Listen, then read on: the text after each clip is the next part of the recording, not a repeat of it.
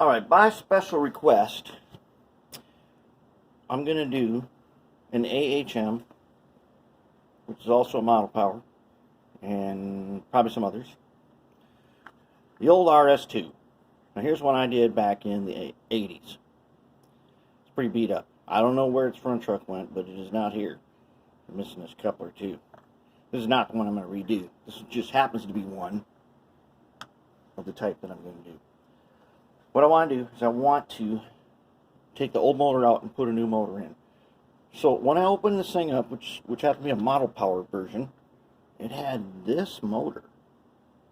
Very interesting. I'm not going to reuse this motor for this project, but we'll come back to this motor sometime and look at some things about it. It's really super fast, so I don't want to get rid of it because it has other uses. I want to put in this. This is a 24 volt motor. It is not the one that you have seen in other brands of locomotives. It is not that one. It just so happens that this motor housing is used in many different applications. This happens to be the 24 volt one, which is an auto part, mainly used for adjusting mirrors and door locks and things. This is the motor I want to put in there. It's slightly bigger than the one that came out. So, one of the first things, I disassembled it, and now the shell it's sitting in some alcohol. I'll get off what I can get off of it, and then I'll put it in the ultrasonic and strip that shell. But over here in the mill, I've got the frame for it. I'm going to keep the handrails original. I'm not going to get rid of them. There's a spot right here where my new motor is just a little bit longer than the cradle that sits in here. I'm going to take out just a little bit here, and I guess you guys can watch this. If I can get a good angle on it, you'll be able to watch it. So let's go ahead and take out. Now I could have used a Dremel tool and grinder, but hey, I got this machine for this purpose. Let's use it. So I got a bit in here. I don't need to oil it because I'm doing, it's either nylon or Delrin, and I got it in here pretty good without wrecking it. It's going to get loud for a second.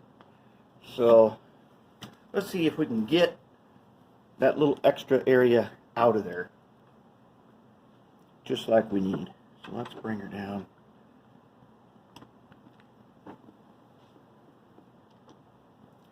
Let's get her in position.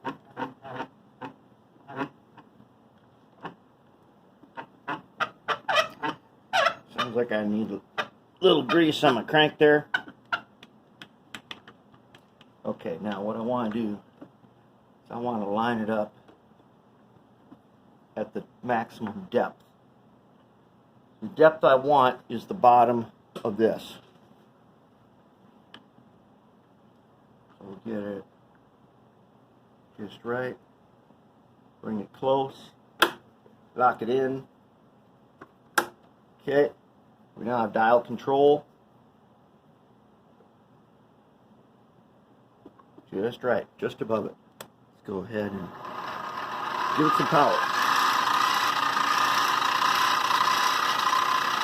Okay, I know how far I want to go.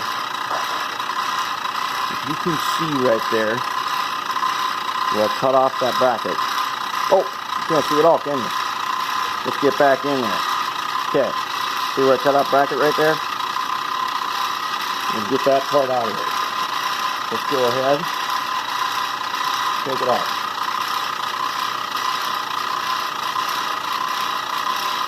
The nice thing about nylon and Delrin is it's a machinable material. Okay, now I can see that I can go down about 1,000.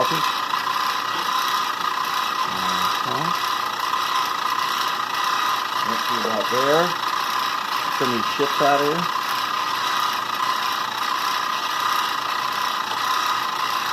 Now let's make it wide enough.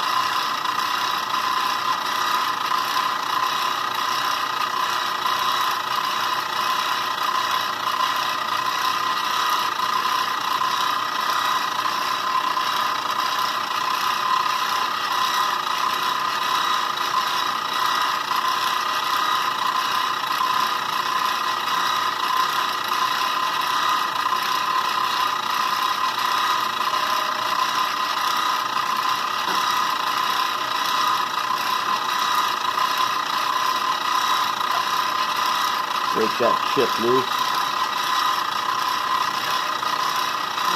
There we go. Let's go ahead and hit it with a shot back.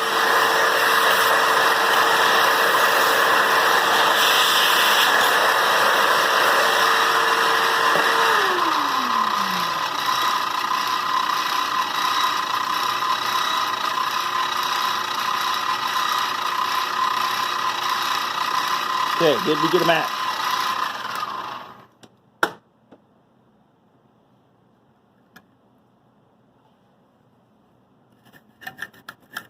We got a match. I'll just clean up the flash.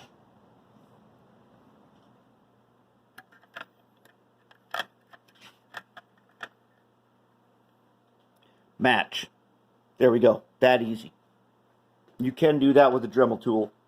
I like doing this because it's easier to show you.